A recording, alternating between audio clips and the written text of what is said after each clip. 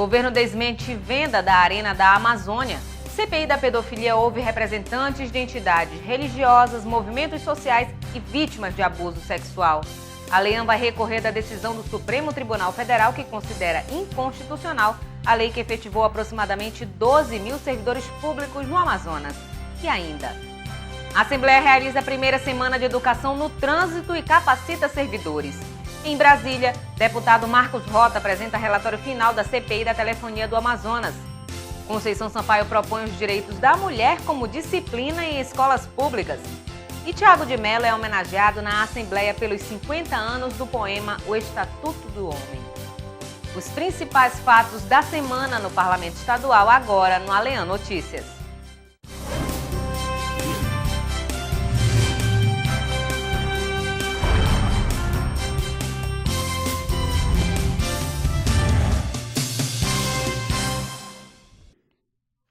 O jogo entre Princesa dos Solimões e o Santos na Arena da Amazônia recebeu esquema especial de segurança.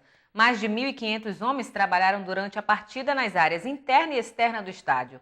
Na ocasião, o governador do estado, José Mello, disse que um estudo vai apontar a melhor maneira de utilizar a arena e desmentiu o boato de privatizar o empreendimento. A proposta apresentada pelo prefeito Arthur Neto em entrevista a um jornal de grande circulação nacional a respeito da venda dos naming rights da Arena da Amazônia e a concessão da administração do estádio para a iniciativa privada foi questionado pelo governador José Mello. O chefe do Executivo Estadual afirmou que o governo aguarda o resultado de um estudo feito por uma empresa de consultoria que vai apontar qual o melhor modelo de gestão para o novo estádio. Se esse trabalho estiver pronto, aí então o governo tomará uma decisão. O Estado não tem, em nenhum momento o Estado cogitou de vender esta arena. O que o Estado tem feito, como eu repito, encomendou um trabalho no sentido de transformá-la isso aqui numa arena multiuso capaz de ter rentabilidade, né? A declaração de Mello foi dada à imprensa durante a partida entre Princesa dos Solimões e Santos pela Copa do Brasil. Na ocasião do evento, um esquema especial de segurança foi montado. Mais de 1.500 homens atuaram na operação. Do lado de fora da arena, barreiras para facilitar a revista. Já do lado de dentro do estádio, todo o evento foi monitorado pelo Centro Integrado de Segurança. Pelo menos 150 homens do Corpo de Bombeiros trabalharam com uma ação preventiva e de orientação ao torcedor. Esses jogos, a gente está aqui fazendo testes, né? De capacidade de controle, de comando e controle, né? É um sistema que tem, onde nós temos as plataformas de observação elevada, nós temos os centros móveis, né, que são aquelas carretas com toda uma estrutura de tecnologia da informação, né? E é fundamental, né? É colocar cada um no seu lugar, né? E verificar a utilização adequada para a gente poder, quando chegar a Copa do Mundo, fazer a boa utilização desses recursos que foram recebidos. Para os torcedores, o trabalho atendeu às necessidades. Bem planejado, vem com a família, fica tranquilo, sem problema nenhum. Discutir propostas de mobilidade urbana para melhor atender a população com deficiência no Amazonas. Esse foi o objetivo da reunião entre o governo, a Prefeitura de Manaus e sindicatos. O encontro foi realizado na Assembleia Legislativa e foi intermediado pela Comissão de Turismo da Casa, presidida pelo deputado Francisco Souza. A ideia é criar políticas públicas que incentivem taxistas a investirem em carros adaptados, como forma de melhor atender pessoas com algum tipo de deficiência motora no estado. O poder público deve liberar gratuitamente o emplacamento daqueles que adquirirem o táxi apropriado, cujo preço é maior do que os carros normais. A proposta é da Amazonas Tour e foi apresentada ao sindicato da categoria durante reunião realizada na Assembleia Legislativa. O Brasil, segundo o censo de 2010 do IBGE, tem 45 milhões de pessoas com algum tipo de deficiência. Só no Amazonas, esse número, conforme o Instituto, é de aproximadamente 710 mil pessoas, ou seja, 22,6% da população do estado. Segundo o presidente do Sindicato dos Taxistas, o atendimento às pessoas com deficiência é hoje feito de forma improvisada. Os colegas vão lá, pegam o cliente no braço, põe no táxi, põe a cadeira de roda na mala, quando chega no local o mesmo sistema, entendeu? Então eu acho isso muito dificultoso. E isso é assim, ó, alguns colegas ainda têm essa consideração, de ir lá e fazer esse transporte, mas muitos deles não interessam. Eu sou super de acordo que isso realmente tem em Manaus. A ideia era que a proposta já estivesse em vigor durante os Jogos da Copa. Porém, há pouco mais de um mês para o começo do evento, as pessoas com deficiência deverão contar com o programa Transporta, da Prefeitura de Manaus. Nós temos 1.005 ônibus já adaptados. Nos dias de jogos, nós faremos uma operação diferenciada para as pessoas com deficiência ou comunidade reduzida, né? O sistema Transporta fará uma operação transportando as pessoas que têm ingresso para uma área que vai ser destinada às pessoas com deficiência. Isso já está traçado no plano de mobilidade e nós não teremos problemas. As discussões sobre acessibilidade na capital ganharam força após a cidade ser considerada em 2012 a pior no quesito calçadas em todo o Brasil, de acordo com o levantamento do Instituto Mobiliza Brasil. O deputado pelo PROS, Sidney Leite, falou esta semana sobre a possibilidade de um apagão da energia elétrica durante os Jogos da Copa. De acordo com o parlamentar, quando há partidas na Arena da Amazônia, o abastecimento é interrompido em um hospital próximo. A cada vez que um jogo é realizado na Arena da Amazônia, o Hospital de Medicina Tropical tem o abastecimento de energia elétrica interrompido.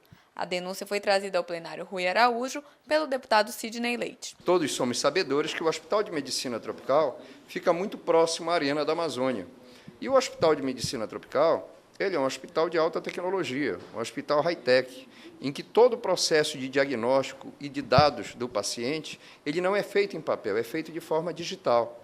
E, geralmente, quando tem jogo na Arena da Amazônia, falta energia no Hospital de Medicina Tropical. E que isso não é o problema de não ter gerador, é que para, em alguns segundos, o fornecimento de energia e desmonta toda a programação de funcionamento do hospital. Então, esse é um fato claro. Leite também questionou a execução do gasoduto Coari-Manaus e do Leão de Tucuruí, que, de acordo com o parlamentar, não estão resolvendo o problema da energia elétrica no Amazonas. É uma aberração essa questão do gasoduto Coari-Manaus, tendo em vista que isso, no final de 2009, foi comemorado como a grande redenção do problema de energia na capital do nosso estado e nos municípios aonde passa o gasoduto. E o que nós vimos, uma obra que estava orçada em menos de 2 bilhões, custou mais de 5 bilhões de reais, e até a presente data nós não temos a matriz energética da cidade de Manaus convertida 100% para a produção de gás. Segundo Sidney Leite, o Amazonas é o terceiro pior estado na execução do programa Luz para Todos, do governo federal, ficando na frente apenas dos estados da Bahia e do Pará, o que prejudica inclusive a instalação de empresas no polo industrial de Manaus. Juntos pela Paz no Trânsito. Com esse foco, a Assembleia Legislativa realizou a primeira semana de educação no trânsito. A iniciativa foi do presidente da Casa, deputado Josué Neto. Ao todo, 600 servidores participaram dos cursos. Durante todo o mês de maio, um movimento internacional está sendo realizado a favor da conscientização para reduzir os acidentes de trânsito. Trata-se do Maio Amarelo. A Assembleia Legislativa, por iniciativa do presidente Josué Neto, lançou em abril a campanha Juntos pela Paz no Trânsito e também aderiu à mobilização mundial. A sede do poder está sendo iluminada de amarelo durante a noite. Mas, além disso, a Casa também iniciou nesta segunda-feira a primeira semana de educação no trânsito. Sociedade organizada e servidores públicos estão participando de palestras e cursos educativos. A abertura do evento foi realizada pelo deputado do PPS, Luiz Castro. Nós vamos ter vários estudos aqui presentes sobre essa questão do trânsito no Brasil, no mundo e aqui no Amazonas, estudar onde houve a evolução, onde diminuiu o número de acidentes de trânsito, quais as medidas que foram tomadas, que têm que ser tomadas, a participação da sociedade, porque aí é uma parceria, o poder público faz a sua parte, mas a sociedade precisa colaborar. Tudo é um processo de construção de civilização. Para a primeira palestra, uma especialista em trânsito foi convocada para falar sobre como trafegar com segurança. Nós vamos trabalhar segurança no trânsito, respeito à vida, onde nós vamos abordar algumas propostas da legislação de trânsito, mas também principalmente mudança de comportamento no trânsito, fazendo com que tanto o condutor quanto o pedestre ele se torne corresponsável por esse ambiente de convivência social chamado trânsito. Até o dia 8 de maio, aproximadamente 600 pessoas devem receber a formação durante os cursos, que estão sendo ministrados nos auditórios da Aleam. Servidores da casa aprovaram a ação. Creio que seja importante a gente fazer essa palestra, né? Para melhorar a situação do nosso trânsito, que está muito caótico. Eu espero que os motoristas, a partir de hoje, depois desse conhecimento, eles tenham mais flexibilidade no trânsito, que eles possam colocar o cinto de segurança em primeiro lugar, que eles possam ter uma educação mais exemplar, porque muitas vezes a gente está por aí andando e muita gente avançando os sinais sem cinto de segurança, sem sequer saber o risco que está acontecendo. A Assembleia deve ainda utilizar recursos de mídia para veicular mensagens de cuidados no trânsito. Com 2 paralisações na semana, o prefeito Arthur Neto ameaçou cortar o subsídio das empresas do transporte coletivo de Manaus. Para o presidente da Comissão de Gestão e Serviços Públicos, deputado Chico Preto, a prefeitura deve ter um posicionamento mais firme para não prejudicar a população. Na manhã da quarta-feira, trabalhadores de diversas empresas que atuam no transporte coletivo da capital cruzaram os braços durante 3 horas. O motivo foi o não cumprimento dos acordos realizados na última greve, incluindo o desconto no salário dos dias paralisados. O assunto foi tema de comunicados de liderança realizado pelo deputado Marco Antônio Chico Preto. O parlamentar acredita que a prefeitura deve ter um posicionamento firme para zelar pelo bom funcionamento do sistema. Um acordo encaminhado com a presença do prefeito e que os empresários não cumprem, o prefeito de Manaus precisa ser mais incisivo, porque tem uma máxima que diz: puna um e eduque 100. Está na hora da prefeitura de Manaus endurecer o jogo com os empresários do transporte coletivo, para que eles entendam que a gestão do processo pertence à prefeitura. Empresário tomar a decisão de não honrar um acordo que foi feito com o prefeito, com os rodoviários e os empresários não honrarem simplesmente, sem nenhuma satisfação, provoca isso. Provoca a ira dos rodoviários que, por sua vez, defendendo-se, paralisam o transporte coletivo e ocasionam à cidade uma série de constrangimentos. Em resposta ao descumprimento do acordo firmado por parte dos empresários, o prefeito de Manaus, Arthur Neto, ameaçou cortar os subsídios que atualmente são pagos às empresas. O deputado Sidney Leite voltou a cobrar na Assembleia Legislativa a revitalização da BR-319. A estrada liga Manaus a Porto Velho, em Rondônia, e pelo menos 400 quilômetros dependem de licenciamento ambiental. Foi durante o pronunciamento no pequeno expediente da sessão plenária desta quarta-feira, dia 7, que o líder do PROS na Assembleia Legislativa, deputado Sidney Leite, falou sobre a revitalização da BR-319. O parlamentar defende que a reforma da rodovia seja retomada de imediato. Sidney Leite ressaltou a importância da estrada para o Estado. Nós temos um problema de escoamento. Segundo a Federação dos Transportes da Amazônia, o que eles nos colocaram?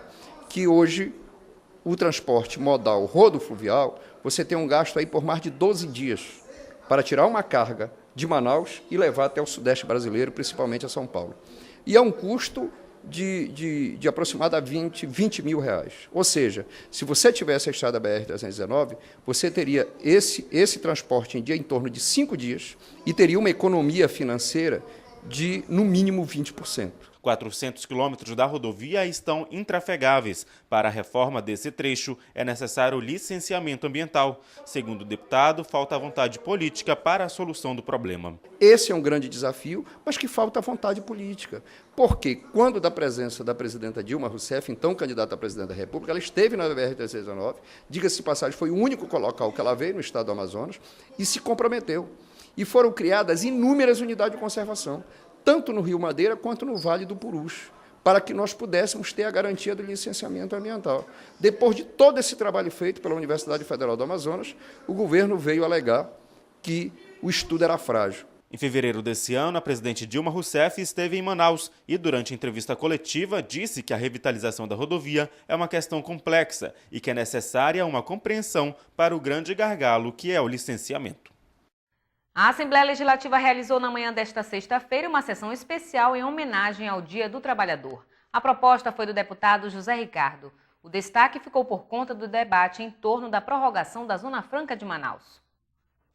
O Dia do Trabalhador foi lembrado na Assembleia Legislativa em sessão especial, proposta pelo petista José Ricardo. O parlamentar alertou para a importância dos trabalhadores terem as garantias trabalhistas respeitadas. É uma data para refletir sobre a situação dos trabalhadores, das trabalhadoras no nosso estado, é uma data nacional e até internacional. Então, aqui a Assembleia ela precisa, logicamente, num momento como esse, fazer essa reflexão. Qual é a situação dos trabalhadores do polo industrial? A questão da oferta de trabalho, a qualidade do trabalho. Nós vivemos até um momento muito bom de geração de emprego no Brasil. Aliás, o menor índice de desemprego da história do Brasil. Mas, por outro lado, você tem a questão do trabalho, que muitas vezes ainda é aviltante em muitas situações. Direitos são desrespeitados em relação aos trabalhadores, a lei trabalhista é desrespeitada. Outro ponto discutido durante a sessão foi a prorrogação da Zona Franca de Manaus, que, de acordo com o deputado federal Francisco Praciano, é responsável por garantir emprego e renda no estado. A grande homenagem que nós podemos fazer pelo trabalhador do Amazonas é o mais rápido possível conseguir a aprovação da PEC da Zona Franca de Manaus. A Zona Franca de Manaus é a grande empregadora desse estado, mais de 500 mil empregos, e sustenta hoje a economia do estado. Sem a Zona Franca, o trabalhador vai sofrer. Sem a Zona Franca, a cidade vai sofrer. Sem a Zona Franca, eu diria que a gente não voltaria a ser um porto de lenha, porque o porto de lenha é um negócio bucólico, até romântico. Um porto de muita violência, um porto de muito desemprego. Nós somos a 6ª, 7ª cidade do país que, sem a sustentação da Zona Franca, o trabalhador é a grande vítima. Praciano lembrou que essa é uma batalha que ainda precisa ser vencida pelo Amazonas. O que é que a bancada tem que fazer de forma coordenada, e não está sendo coordenado isso, né? Negociar com o governo, acelerar com o governo a iniciativa de caminhar para o Congresso a prorrogação das áreas de livre comércio e das áreas de informática. Senão, nós não teremos brevemente ou rapidamente, como precisamos, a prorrogação da Zona Franca. A Zona Franca vai até 2023. Mas se não tiver clareza de que ela vai até 2073, nenhum empresário vai investir agora 2, 3 anos para aprovar um projeto, mais 2, 3 anos para implantar um projeto, tendo só 10 anos. Ele não terá tempo de retorno dos seus investimentos. Sindicalistas denunciaram durante a sessão que a falta de investimentos na Zona Franca já está sendo sentida pelos trabalhadores. Aproximadamente 1.000 funcionários da indústria de material plástico foram demitidos em menos de um mês. O que aconteceu? O que a gente vem percebendo é que dezembro, janeiro, fevereiro e março, as empresas tiveram um pico, cresceram, contrataram e aí produziram tudo o que tinha que produzir e agora não tem mais o que produzir. A empresa que eu trabalho, que tem lá mais de 120 máquinas, está tudo parado lá dentro. A PEC, que prevê a prorrogação da Zona Franca, foi aprovada em primeiro turno pela Câmara Federal e aguarda a votação em segundo turno, quando seguirá para aprovação no Senado. Câmara dos Deputados aprova texto principal que universaliza o sistema de tributação para micro e pequenas empresas. E mais, CPI da pedofilia ouve representantes de entidades religiosas, movimentos sociais e vítimas de abuso sexual. Essas e outras notícias no próximo bloco. Curtir, compartilhar, repercutir, postar. Novas conexões que ligam pessoas em qualquer lugar do mundo. Cada vez mais conectado, o Brasil é o 4º país em número de usuários das redes sociais. Sempre inovando, o Superior Tribunal de Justiça conquista milhares de seguidores na internet. A marca é resultado da linguagem simples, atraente e acessível no Twitter, no Facebook e no YouTube. Onde tem o nome do STJ, tem informação segura, confiável, tem cidadania. No Facebook, milhares de pessoas levaram a página do STJ ao primeiro lugar entre os tribunais mais acessados no mundo. No YouTube, novos programas, entrevistas, documentários e reportagens especiais. E no Twitter, informação curta, rápida, atualizada. YouTube, Twitter, Facebook, o Superior Tribunal de Justiça acredita nas redes sociais e leva a cidadania até você. Superior Tribunal de Justiça, o Tribunal da Cidadania. Em casa, no carro ou no trabalho, você também pode acompanhar as atividades da Assembleia Legislativa através da Rádio Ali. Sintonize na FM 106,9 e não deixe de saber sobre projetos de lei, agendas e outros assuntos da Casa Legislativa Amazonense. Assembleia Legislativa do Amazonas, cuidando da nossa gente. Câmara dos Deputados aprova texto principal que universaliza o sistema de tributação para micro e pequenas empresas, conhecido como Super Simples. O deputado estadual Adjunto Afonso acompanhou a votação junto com a bancada amazonense. Na ida a Brasília, os parlamentares também participaram da conferência da Unali. O texto aprovado estabelece que o enquadramento de empresas no Super Simples não será mais por categoria, e sim pelo faturamento. A mudança permite que qualquer empresa da área de serviço que fature até R$ 3,5 milhões por ano poderá ingressar no regime especial de tributação, após a aprovação do projeto e a sanção da presidente Dilma Rousseff. O presidente da Frente Parlamentar de Apoio às Micro e Pequenas Empresas, deputado Adjunto Afonso, acompanhou junto com a bancada amazonense a votação da matéria. Por telefone, o parlamentar destacou que a aprovação do texto vai beneficiar centenas de micro e pequenos empresários do Amazonas. No início, o Estado certamente pode até abrir mão de uma pequena receita, mas logo em seguida essa receita será compensada e vai fazer com que mais emprego, mais renda seja gerado para o nosso Estado. Principalmente aí no polo industrial, que tem as grandes empresas e tem as micro e pequenas empresas que atendem hoje o polo industrial de Manaus. E com a aprovação dessa lei vai facilitar que mais empresas também passem a prestar serviço e produzir para o polo industrial de Manaus. As empresas que se enquadrarem no novo sistema serão tributadas de acordo com uma tabela que vai de 17% a 22% do faturamento por mês. Na ida a Brasília, Adjunto também participou da Conferência Nacional dos Legisladores e Legislativos Estaduais, junto com os deputados Marcos Rota e outros parlamentares da Casa. Na ocasião do evento, Rota apresentou o relatório final com o resultado da CPI da telefonia no Amazonas. E durante o encontro da Unali, o deputado Sinésio Campos foi eleito vice-presidente do Parlamento Amazônico. A Assembleia Legislativa irá recorrer da decisão do Supremo Tribunal Federal que considerou inconstitucional a lei que efetivou aproximadamente 12 mil servidores públicos em todo o estado. A Constituição de 1988 trouxe o concurso público como a única forma válida para o ingresso de novos servidores de maneira efetiva. Porém, uma lei estadual do ano 2000, de iniciativa do então governador Amazonino Mendes, efetivou aproximadamente 12 mil servidores que já trabalhavam no serviço público há vários anos.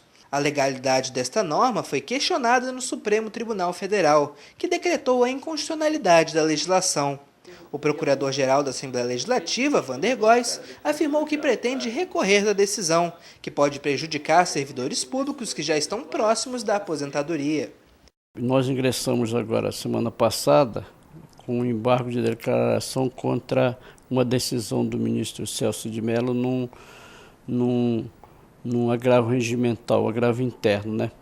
E a nossa discussão básica, primeiro, é que ele abra o recurso extraordinário, ou seja, que ele examine, porque ali tem todas as nossas razões, nossos fundamentos que sustentam, ou pelo menos tentam justificar a constitucionalidade da Lei 2624. Góes também defende a modulação dos efeitos da decisão. Isso significa que os reflexos jurídicos do acórdão podem ser adiados para que o menor número possível de pessoas seja prejudicado. Agora, a gente se preocupa com uma história de servidores aí, pessoas que eu tenho informação, por exemplo, que o pessoal da SEDUC, o pessoal da Suzan, que são o pessoal mais produtivo, né? A gente se preocupa também com isso e com essa história de mais de 15 anos. A gente sabe que tem gente com mais de 30. E desses 12 mil, uns já morreram, outros já se aposentaram, e como é que fica, né? E o que a gente pretende é que o Supremo, ao abrir o recurso extraordinário, ao analisar, se ele não acolher nossas teses, que pelo menos module os efeitos. A maior parte dos servidores afetados são das secretarias de Educação e Saúde do Estado, além de outros órgãos do Poder Executivo. A Assembleia Legislativa possui aproximadamente 100 funcionários que podem ser atingidos pelos efeitos da decisão do Supremo. Comissão de Serviços Públicos da Assembleia realiza a terceira audiência para discutir a devolução de desconto indevido em gratificação de servidores do Amazonas. O objetivo da reunião foi definir como seria o processo de devolução dos valores descontados durante 12 anos em uma gratificação dos servidores públicos do Estado. Os descontos tinham fins previdenciários, mas não estão sendo repassados aos trabalhadores. Na última reunião, realizada em março, a Secretaria de Estado de Administração apresentou um levantamento do montante, que é de aproximadamente 60 milhões de reais. Para a audiência pública desta quarta-feira, diversos órgãos do Executivo e do Judiciário foram convidados, mas apenas o Ministério Público de Contas encaminhou um representante. O deputado Luiz Castro lamentou a ausência dos órgãos convidados.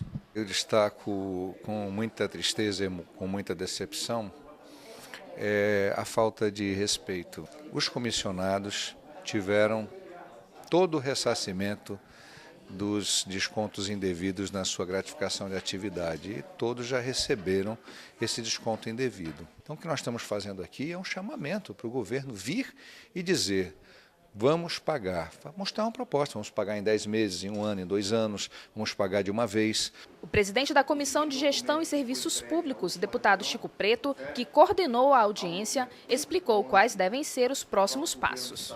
Nós tomamos uma decisão que é um instrumento próprio da Assembleia e das comissões da Assembleia, que é quando, não atendidas nas suas reivindicações, você lança a mão da convocação de autoridades para que aí sim você tenha força de lei a fim de que eles aqui compareçam e tragam uma proposta e que dessas discussões nós possamos fechar um acordo administrativo para que o governo devolva.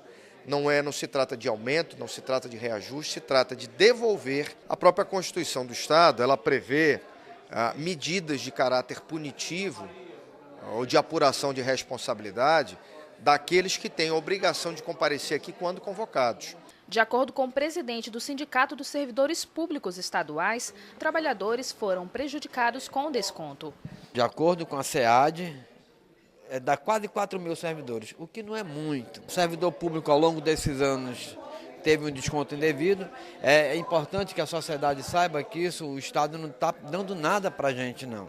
Isso é um desconto que foi feito indevido do servidor, porque essa gratificação não leva para a aposentadoria, então não deveriam ter descontado.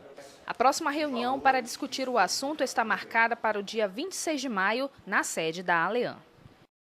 Em continuidade às oitivas da CPI da pedofilia no Amazonas, a comissão interrogou esta semana representantes da rede Um Grito pela Vida e do Movimento Nacional de Direitos Humanos. A ideia desta primeira fase de depoimentos é ouvir toda a rede de proteção à criança e ao adolescente, com a finalidade de embasar os trabalhos investigativos. A articuladora da rede Um Grito pela Vida, idealizado pela Conferência dos Religiosos do Brasil, trouxe em depoimento a realidade da crescente exploração sexual de crianças e adolescentes nos municípios do Amazonas, uma vez que o movimento iniciado no estado em 2010 trabalha no enfrentamento ao tráfico de pessoas para estes fins e tem contribuído para inibir estes tipos de crimes. O que nos causa muita indignação é essa realidade da exploração sexual de crianças e adolescentes, que é muito forte na grande maioria dos municípios do nosso estado, né? Então, diante disso, a gente não pode se calar, né? Então, a gente tem empoderado as lideranças para que possam fazer as denúncias e ampliado essa rede de proteção para dar proteção a essas crianças e adolescentes vítimas dessa exploração. Já o diretor da Coordenadoria dos Direitos Humanos no estado disse que a entidade está pronta para contribuir com os trabalhos investigativos da CPI. Hoje nós tivemos aqui, junto com a presidência da CPI e da Assembleia, também oferecer esse suporte, porque às vezes as vítimas, testemunhas, vêm depor, só que elas se sentem ameaçadas. E nós, como da Coordenação dos Direitos Humanos, aqui da região norte, nós também fazemos esse encaminhamento às vítimas ao sistema de proteção. Então, o nosso objetivo maior com a CPI é oferecer, contribuir com novos casos que a gente recebe e também contribuir com essa questão de proteção às vítimas ameaçadas.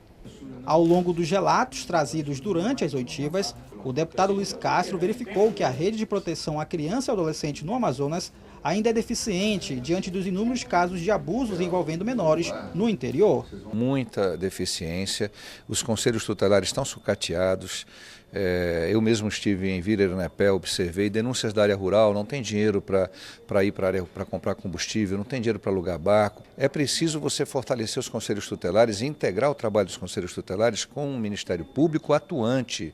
Os promotores precisam ter um trabalho permanente em sintonia com os conselhos tutelares. Eles têm que ser a alavanca disso, junto com os delegados de polícia e com o apoio dos defensores públicos. Se a gente tiver esse trabalho, defensor público, delegado de polícia, promotor público, conselho tutelar, com meios mínimos para atuar, a situação vai melhorar rapidamente.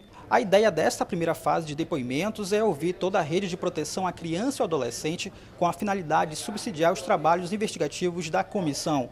Na próxima quinta-feira, no terceiro dia de oitivas, a CPI deve ouvir representantes dos conselhos tutelares e da Secretaria de Estado de Assistência Social. A reunião está marcada para as 3 horas da tarde, aqui na Assembleia Legislativa. E esta semana também foram ouvidas 2 famílias de crianças vítimas de abuso. Também prestou depoimento o coordenador-geral dos Conselhos Tutelares de Manaus.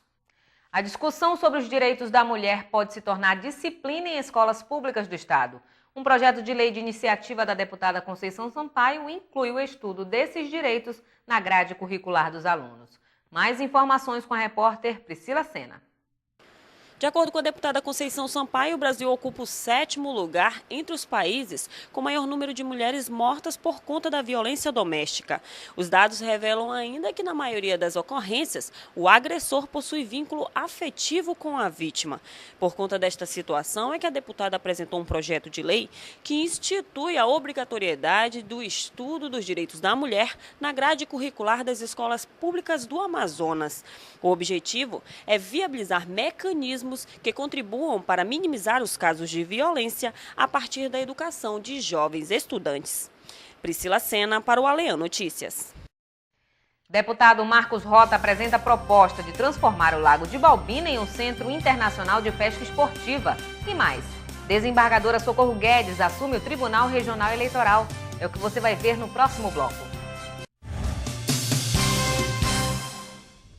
Curtir, compartilhar, repercutir, postar. Novas conexões que ligam pessoas em qualquer lugar do mundo. Cada vez mais conectado, o Brasil é o 4º país em número de usuários das redes sociais. Sempre inovando, o Superior Tribunal de Justiça conquista milhares de seguidores na internet. A marca é resultado da linguagem simples, atraente e acessível no Twitter, no Facebook e no YouTube. Onde tem o nome do STJ, tem informação segura, confiável, tem cidadania. No Facebook, milhares de pessoas levaram a página do STJ ao 1º lugar entre os tribunais mais acessados no mundo. No YouTube, novos programas, entrevistas, documentários e reportagens especiais. E no Twitter, informação curta, rápida, atualizada. YouTube, Twitter, Facebook, o Superior Tribunal de Justiça acredita nas redes sociais e leva a cidadania até você. Superior Tribunal de Justiça, o Tribunal da Cidadania. Em casa, no carro ou no trabalho, você também pode acompanhar as atividades da Assembleia Legislativa através da Rádio Ali. Sintonize na FM 106,9 e não deixe de saber sobre projetos de lei, agendas e outros assuntos da Casa Legislativa Amazonense. Assembleia Legislativa do Amazonas, cuidando da nossa gente. Deputados participam da cerimônia de posse da nova presidente do Tribunal Regional Eleitoral, a desembargadora Socorro Guedes. Durante o discurso, a magistrada disse que pretende trabalhar nas eleições de 2014 com transparência.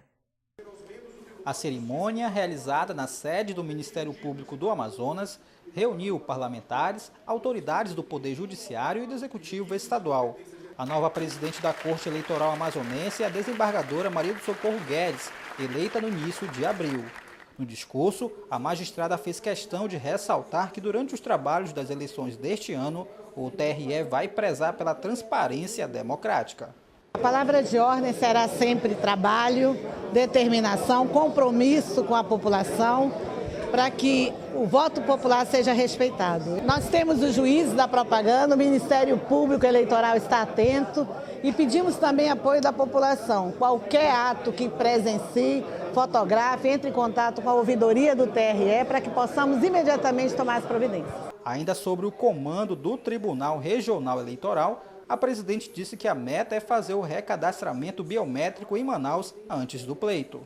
Estaremos trabalhando um grupo grande do TRE já para a biometria para a capital do estado, porque eu entendo que o Amazonas, com 52% do seu eleitorado em Manaus, merece ter biometria já nas eleições de 2016. O governador do estado, José Melo, destacou avanços do TRE e falou da importância do órgão na garantia do direito da população.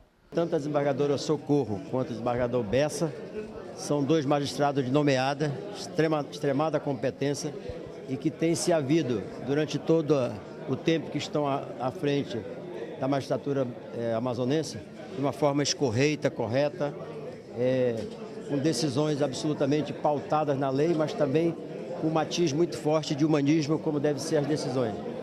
Então, isso aí, e mais os demais membros da corte, todos experientes, nos dão a certeza de que teremos esse ano um pleito justo, um pleito que tem que prevalecer a vontade do eleitor, sem a interferência da corte, a não ser naquilo que for a imposição da lei. A desembargadora Socorro Guedes vai comandar o Tribunal Regional Eleitoral até o ano de 2016.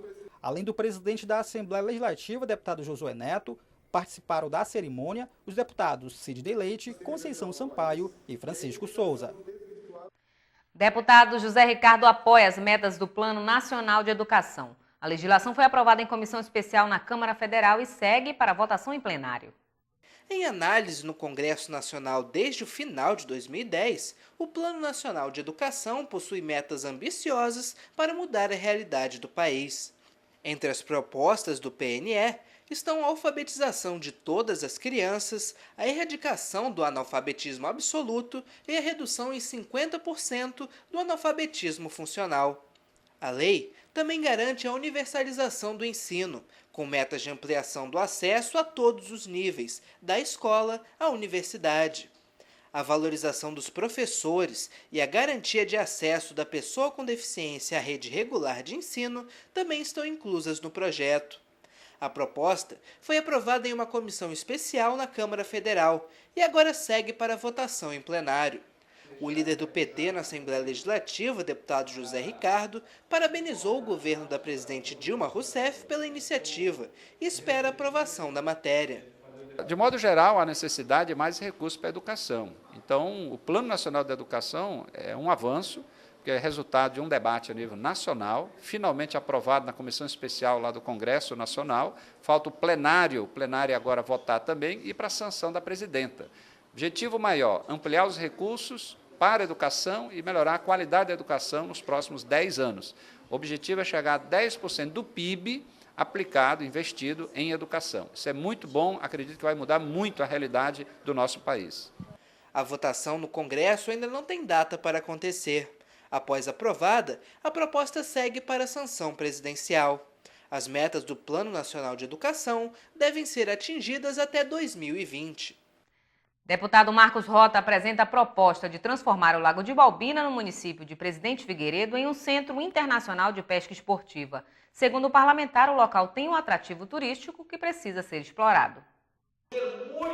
O líder do PMDB na Assembleia Legislativa, deputado Marcos Rota, anunciou que na semana que vem vai realizar uma reunião com órgãos como o IBAMA, Colônia dos Pescadores de Balbina, Amazonas Energia, IPAAN, INPA, CEPRO e Ministério da Pesca para expor e debater sobre a ideia da criação de um Centro Internacional de Pesca Esportiva no Lago de Balbina. Segundo o parlamentar, a criação do centro seria um resgate histórico na cidade. Balbina já foi um grande centro de pesca, principalmente para o amazonense, principalmente para os integrantes, diretores do polo industrial de Manaus, dessas grandes empresas. Então, eu frequento Balbina há 7, 8 anos e eu venho presenciando a escassez cada vez maior, principalmente das grandes matrizes. De acordo com o parlamentar, o Amazonas é o 8º estado em pesca esportiva, atrás de estados como Pará, São Paulo, Mato Grosso e Mato Grosso do Sul. A proposta de Rota transforma a atual colônia de pescadores de Balbina numa colônia de guias. Que eles possam, através desse trabalho de guia, não mais matar, mas capturar, fotografar e soltar as grandes espécies, principalmente de tucunarés que nós temos no estado do Amazonas. Sei que é uma missão um tanto quanto difícil, nós temos muitos caminhos a serem percorridos. Parlamentares como Tony Medeiros e Conceição Sampaio demonstraram apoio ao deputado Marcos Rota. Pescadores do Amazonas recebem informações sobre doenças que afetam peixes. A apresentação do estudo foi feita durante a reunião do Conselho Estadual de Pesca na Assembleia Legislativa.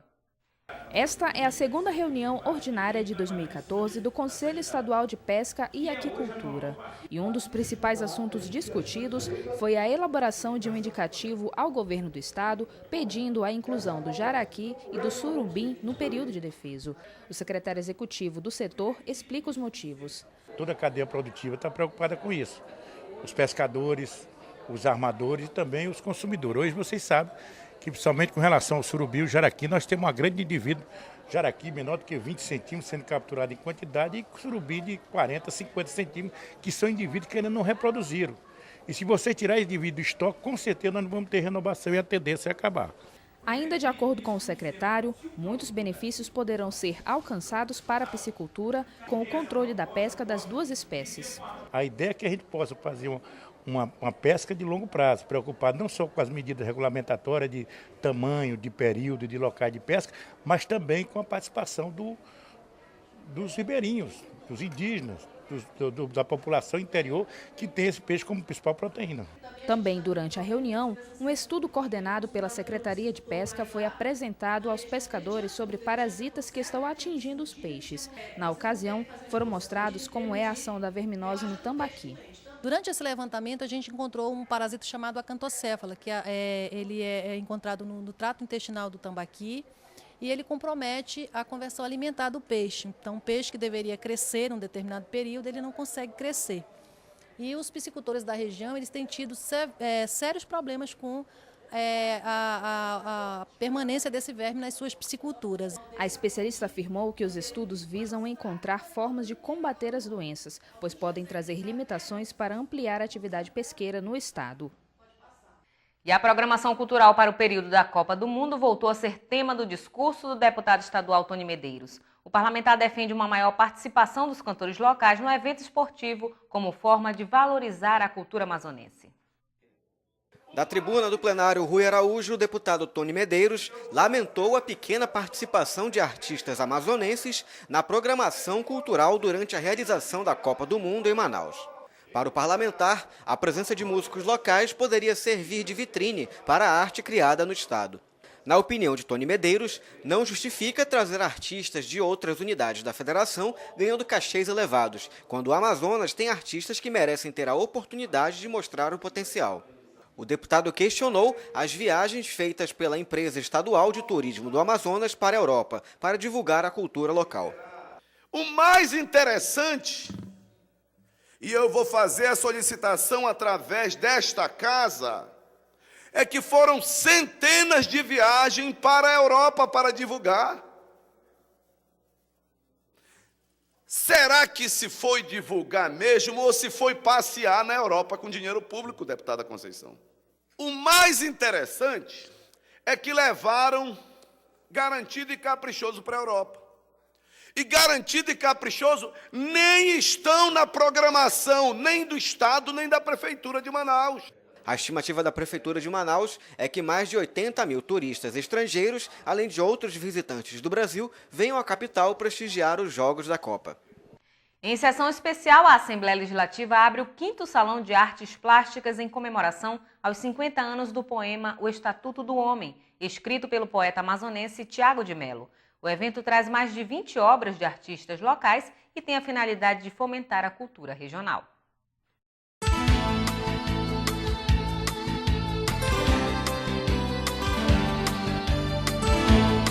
A abertura do 5º Salão de Artes Plásticas foi na tarde desta quinta-feira, no hall de entrada do Poder Legislativo. O poeta homenageado foi recebido pelo presidente da Comissão de Educação e Cultura, deputado Sidney Leite. Nesse salão, nessa mostra, nós tivemos também a presença de poetas, de músicos, de artistas de modo geral. E eu fico muito feliz de poder, na condição de presidente da Comissão de Educação e Cultura dessa casa, de poder fazer a abertura dessa quinta mostra, que demonstra a capacidade que tem a Assembleia nessa interação, através do nosso presidente, com a MAP, que é essa associação importante e estratégica, para dar vazão e poder divulgar esse trabalho, e que eu não tenho dúvida que será muito bem contemplado, né, e apreciado pelo público amazonense que visita este poder e que também merece, da nossa parte, o reconhecimento por tantos talentos que nós temos no nosso estado. No salão, mais de 20 obras de profissionais locais estão sendo expostas para visitação ao público. Eu vejo que a Assembleia, fazendo um evento desse, o 5º salão, né, demonstra a preocupação direto com a arte do nosso estado. Principalmente aqui, todos nós somos artistas do estado, mostrando aquilo que é do estado, como no meu quadro, que eu mostro ali o desespero do caboclo, que representa a minha preocupação com a devastação, com as tribos indígenas, os índios perdendo a sua identidade. Nesta edição em que a Assembleia Legislativa comemora o Dia do Artista Plástico, a casa presta uma homenagem aos 50 anos do Estatuto do Homem, escrito pelo poeta Tiago de Mello. A obra está representada no hall da Casa Legislativa. O autor escreveu o poema no Chile durante o período do golpe da ditadura militar no Brasil. Ser essa data, esse ano, lembrado por essa casa que reúne o próprio coração do povo do Amazonas, eu me sinto muito comovido.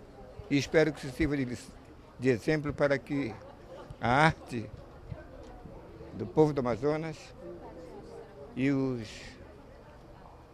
membros desta casa sigam o exemplo de Sidney, que sabe valorizar aqueles que, como eu, como todos os artistas, herdamos o poder criador da própria floresta. As homenagens ao artista seguiram no plenário, onde os artigos do poema foi recitado ao público. Na mesa, além de parlamentares, artistas locais e a atriz Cristiane Torlone. O presidente da Frente Parlamentar Pró Cultura, deputado Tony Medeiros, destacou o aspecto regional representado nas obras do artista. Na ocasião, o poeta recebeu uma placa comemorativa da casa pelos 85 anos de carreira literária. A cor do mundo mudar, faz escuro, mas eu canto, porque amanhã vai chegar. Vem ver comigo, companheiro, como é lindo a cor do mundo mudar.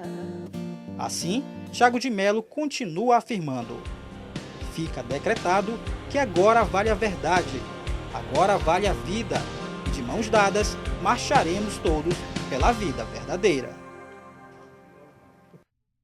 E vamos agora à nossa agenda parlamentar.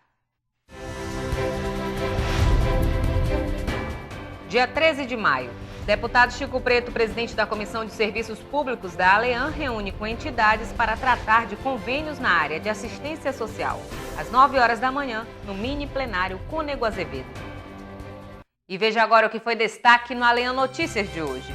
Governo desmente privatização da Arena da Amazônia. A Assembleia capacita servidores durante a primeira semana de educação no trânsito. E ainda, CPI da pedofilia ouve representantes de entidades religiosas, movimentos sociais e vítimas de abuso sexual. E nós ficamos por aqui. Mais informações sobre a atuação parlamentar, acesse o site ali.am.gov.br. Esta edição também estará disponível no YouTube e no canal ALEAN. Um ótimo fim de semana para você e até a próxima segunda-feira.